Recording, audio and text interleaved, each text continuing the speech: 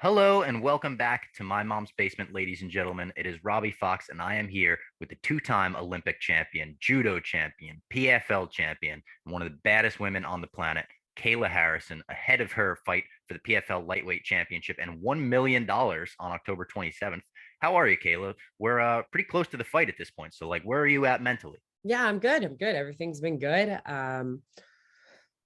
Training's been great. I live in sunny South Florida, so the weather's been great. Life is good. Everything's right on track. I'm ready. I saw you were doing tons of media for this fight, and I assume everyone is asking you about free agency. I'm not going to do that, but I'm just going to ask this. If money were no object, if companies were no object, let's take UFC, PFL, Bellator all out of the equation, and let's just say there's a fictional MMA company. Would you rather they have the structured schedule of the PFL, the season turnout, or more like a UFC Bellator? For sure, I'd rather have the structure of a season. I think that every fighter would agree with that. Really? I mean, yeah, if you're going to get paid the same no matter what, True. why wouldn't you want to know your schedule for the year? Why wouldn't you want to know, like, if I win, I advance? It has You got to nothing. stay really active, right? That's the flip side. I You mean, the fought so one many thing times is this I year. would I would want the season to be elongated. Like Mhm. 4 fights in 5.5 months is a little ridiculous. But Yeah, that's what I mean. Yeah.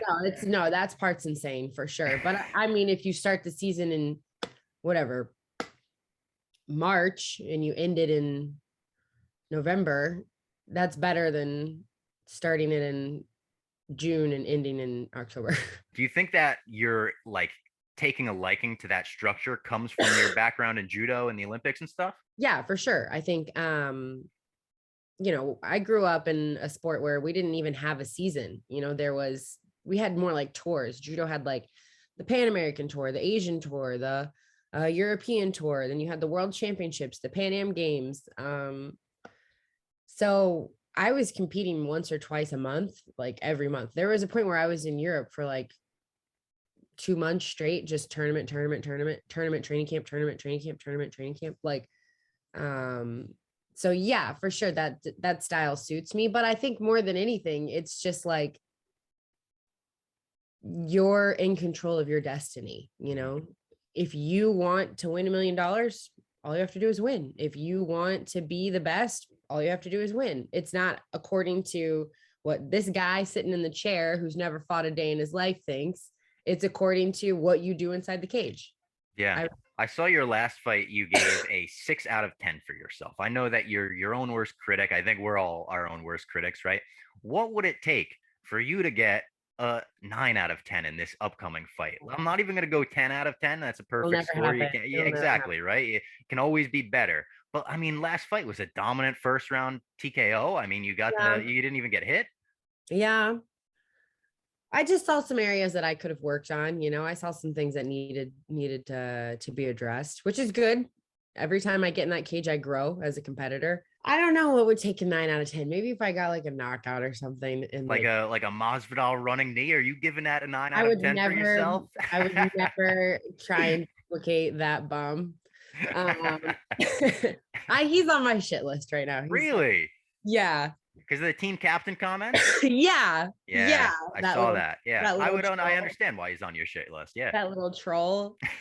Um, no, he's a great co-captain. He always brings good energy to the gym when he shows up, which is why he's not the captain, because part of being the captain is being accountable. Even when I'm not in camp, I'm at the gym. Nice. Um, no, he's the best. I have nothing but good things to say about him. He needs to cut his hair, but other than that, No, I don't like to hear that as a guy with long oh, hair. I I'm know, like, I come know. on, Masvidal, keep going, keep Yeah, going. there are From days from the when I'm long like, hair comment to the guy in a chair who's never fought in a day in his life comment, I feel like we're at odds here early. Yeah. yeah, but you're Something. not like, I'm sure that you don't like talk shit and say Oh like no. who's the best, and like there's nothing wrong with not fighting. Just don't, like, this is something that I've really come to terms with as I've gotten older, and I'm gonna give props to Brene Brown because she's a spiritual gangster. If she has a Netflix on special on Netflix, if anyone hasn't watched it, you should go watch it. Anyways, and she Check has it a out. TikTok, whatever. I used to get so upset by what other people thought of me. I used to be like very insecure about myself. I used to think like, the people on Twitter who call me a transvestite and, tell me I'm on steroids. And I used to get super upset by all of these comments and what, some fan thought of me versus I used to just really take it all to heart. And then I realized something. You're only allowed to have an opinion on my life from this point on, an opinion that matters to me, if you are also striving for greatness or being vulnerable with your life, like the man in the arena, right? Like if you're not out there, like putting yourself out there, chasing a goal, chasing a dream, hustling, you don't even have to be hustling. If you're not willing to be vulnerable in your life, then your opinion doesn't matter to me anymore.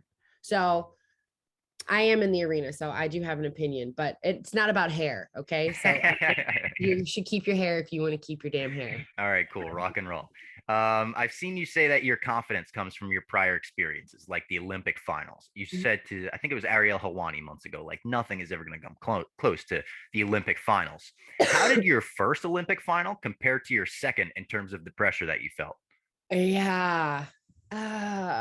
Like by the second, were you still feeling the most pressure you ever felt, or were you a little more accustomed to it? No, I mean, I was definitely, that was my normal at that point. Okay. Like I had spent so many years traveling, training, competing, being in high pressure final situations.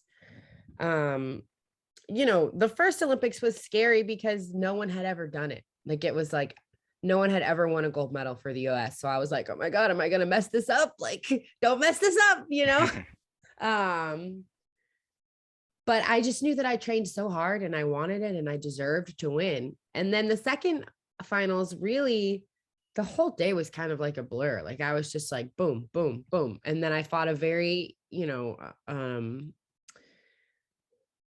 a girl I have fought many times in the final. I actually had just been in France training with her a Oh, month before wow. the Olympics. And it was just another scenario where it was like, I deserve to win. I know I trained twice as hard as this girl, and I'm going to go out there and I'm going to instill my will and I'm going to find a way to win. So yeah, they're both high pressure, but at the end of the day, I'm built for that. I'm built for the lights, the brighter, the better. Do you think anything in your mixed martial arts career will compare in the feeling that you had after winning the gold medals? Like I see you say all the time, you want to be the definitive baddest woman on the planet. If the entire MMA world is referring to you as this in a couple of years, like currently they refer to Amanda Nunez, is that the peak of the mountain for you? Um, yeah, I think if I continue to dominate and I continue to go down that path and I'm able to collect more gold, and I'm sure that it's going to feel pretty damn good. I don't know, but it's also like I was so young when I won the Olympics. I was so like doe-eyed and like now I'm just like, all right, this is my job. I love it. I get to kick people's asses, but A little more jaded. yeah, yeah. Yeah. Understandably so as well. Two-time Olympic champion. I think you can feel a little bit jaded. I also like I became a mom, so everything is kind of in a different perspective now versus then. Like when I was on top of the Olympic podium, it was like nothing had ever even come close to being that amazing ever in my life for the history of my life. And now everything's in a different light. Like now, as stupid and like cliche as it sounds, like the first time Imri said, I love you, like, even though I didn't birth them, the first time, those little moments, like our very first Christmas together and just things like that, they take on a whole new meaning for me. And like the memories we're creating, the things we're doing, just watching them thrive and like turn into these little humans because of me, like, dude, being a parent is awesome. It's like really, really, really, really, really hard. And I don't sleep pretty much anymore, but it's awesome. So that's also why I think the perspective is different. Like, yeah, yeah. of course, winning belts is cool, making money is cool, punching people in the face is cool. Like, I love what I do. And selfishly, I want to be the best in the world at it. But at the end of the day, like, my kids don't care. they don't care if I win or lose or like, talk shit or don't talk shit, or they just care that I come home and love them, That's So heartwarming. It really is, especially coming from someone who's going to go like beat the shit out of someone this I weekend. know So this is Barstool Sports. If you want to hear about all that feel good mommy crap, no, but I was going to ask you. There's some adorable videos of you like doing judo with your nephew and stuff. I yeah. know he's a bit young, but has your niece watched you fight, or Yeah, will she's she? coming next week. Yeah, she's coming next week with my mom. Emery, he is absolutely not allowed Yeah, because first of all, I mean, we bedtime is like 7:30 sharp at this household, okay? nice. Yeah, But also I don't know if it's different with guys or something with boys, but he is like he's a terror, he okay? watches you fight and he's ready to go. Yeah, it just like he's just a menace to society right now. He turns 3 on Saturday. And Kyla, like, although I didn't have her at this age, she's always been kind of sweet and like she does judo too. Like she loves judo, but she's more, docile, fearless, but like she's not gonna like run up and scream in your face. Like Emery, like from the moment he wakes up until the moment I like put him in his bed kicking and screaming, and then he just like passes out. Like he is nonstop, full go, like pedal to the metal, like running around the house butt naked, like like just like throwing things, jumping off things. I'm like, dude, you're gonna die, and they're gonna think that I'm a bad mom. Like, you need to stop doing this. You're insane. But he just has a lot of energy. That's He's my wild hysterical. one. Yeah. Something that I think all of your fans know, and a lot of mixed martial arts fans, but maybe some Barstool fans don't know, is that you were actually roommates with Ronda Rousey for a period of time. I think when you were like 16, is that right? Yeah. What was it like seeing her career explode, having known her prior from the judo world, which usually doesn't get, the shine that it deserves, maybe? Oh, I mean, it was awesome. It was crazy because Had to be surreal, right? it was so surreal to see this. I mean, we were kids, really, Yeah. when we lived together. And like, dude, I remember like on Sundays when we had the day off, we'd go down to Newberry Street and walk around. And it's like this fancy street in Boston. And Yeah. Newbury Comics is on that block. that's right. Yeah. And I was always like, I'm gonna make it. Someday I'm gonna live on this street. And Ron would like buy me lunch because I had no money. And like that was at that point in time, that was my goal. And to watch Rhonda become the person who was on the cover of magazines at Newberry Comics, like to see that happen was awesome. And also made me super jealous. And I was like, dang, I want to do that. Like Yeah. she could do it, I could do it, like it was just Definitely. I have a Rhonda complex. I always tell everyone. Like, when I moved to Boston, she was the center of attention. She was a star, and I was Yeah. like, I want to be the star. So I had to like, train twice as hard, and she's always been my rabbit, which has been good because she's accomplished so much, and she's done so much for the sport. Of Uh, course. for, Nobody's done more for women's MMA. for women in general, I feel like Yeah. she's just shattered so many ceilings, and no one can ever take that away from her.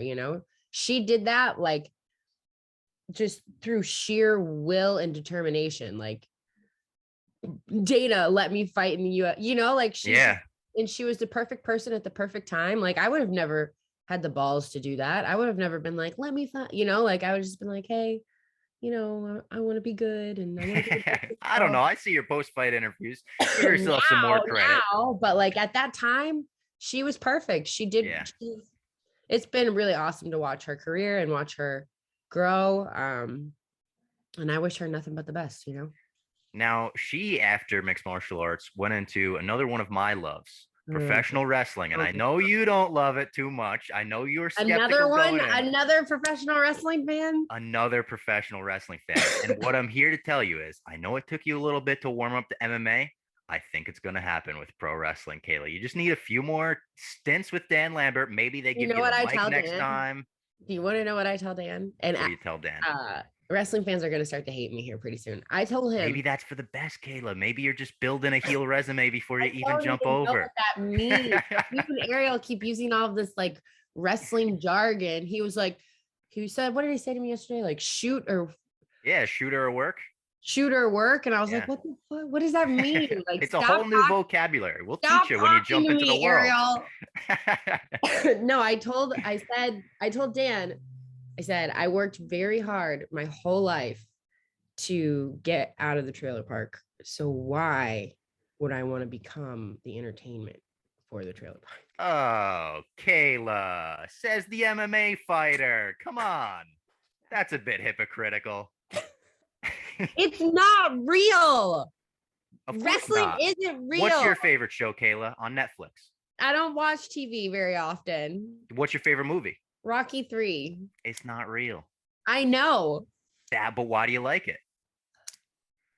I don't know, because I got you on that one, Kayla. no, okay, that's a fair point. But it's like, dude, these people think it. They like. Nobody thinks it's real.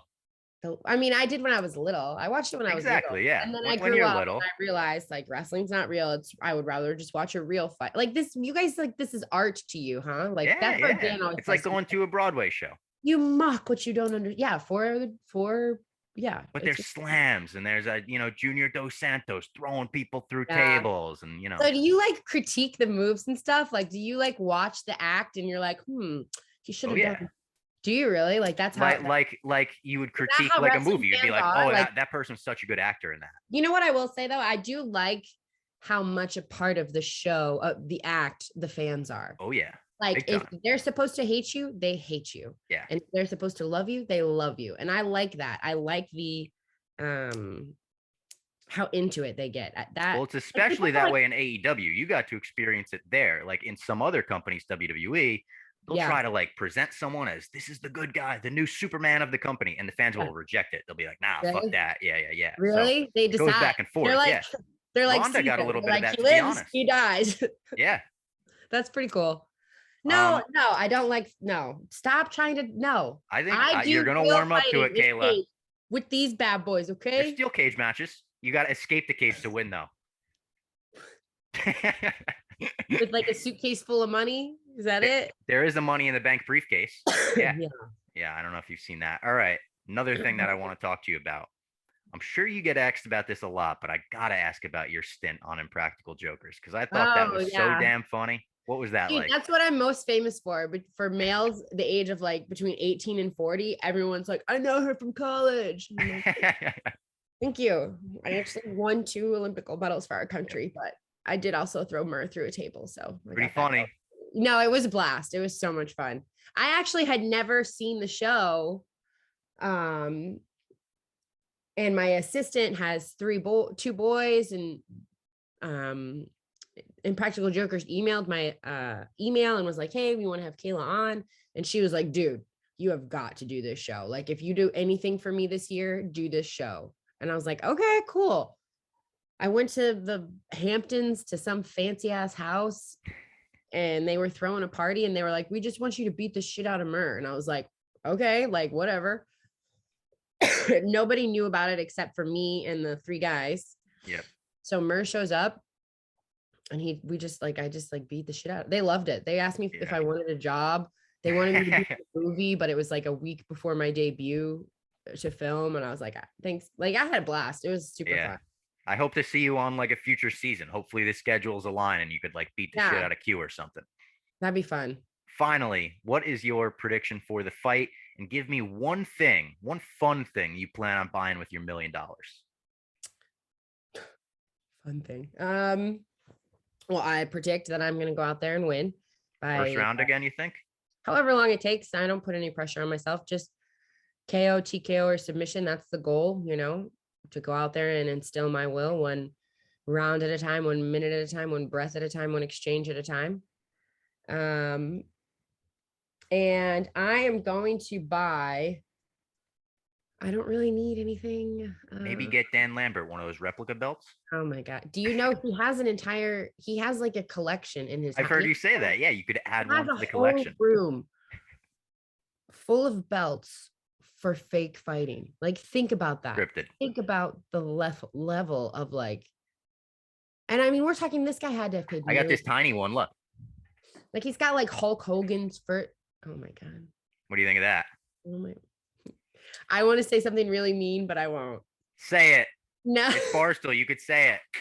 it fits your biceps. That's about the same I size. wish you didn't say it. Wish you didn't say it. No, that's the worst. You know, Hulk Hogan used to say he had 24-inch pythons. I got Yeah. like 2.4-inch pythons. Get it, boy. Yeah. Everybody's got to start somewhere. All right, Kayla, this has been a blast. I'm really looking forward to your fight. As always, whenever you're in the cage, you're a must-watch fighter. So everyone check her out. PFL, it's October 27th. She will be fighting for not only the lightweight championship, but $1 million. It's pretty awesome. Kayla, thank you very much for the time. Thank you so much for having me. It's actually a really good interview. Appreciate it. Oh, I'm glad. Pleasantly surprised, Barstool.